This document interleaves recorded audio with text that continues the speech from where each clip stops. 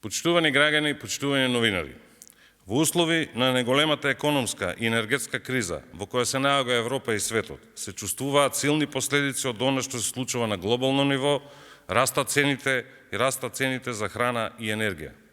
Почитувани, во собранинска процедура се поднесени повеќе економски мерки кои што се вредни 400 милиони евра, тоа се финансиски средства кои се директно насочени кон заштита на стандардот на граѓаните и помош за целото стопанство.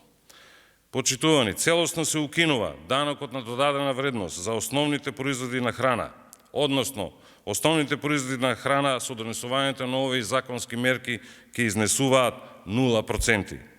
Лебот, брашното, маслото за јадење, млекото, шекерот, месото, јајцата и оризот се офатени со оваа мерка каде што данокот на додадена вредност ќе изнесува 0%. Исто така ги укинуваме и царинските давачки за увозот на основните прехранбени производи и тоа од сите земји во светот.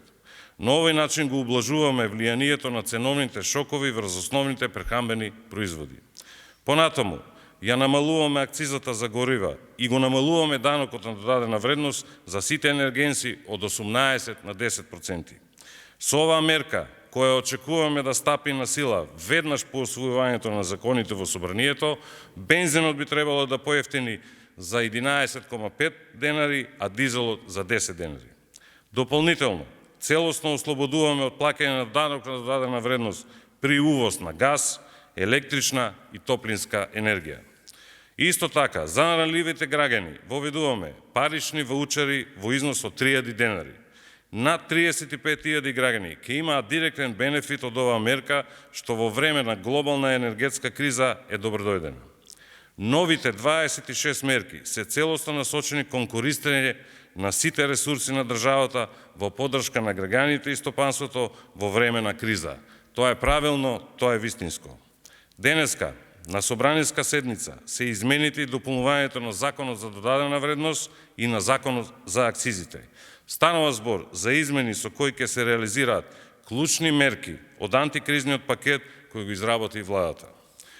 Во тој контекст ги повикуваме сите партеници да дадат поддршка на овие измени што за граѓаните ќе значат поевтина храна и ублажување на последиците од поскупувањето на сите горива.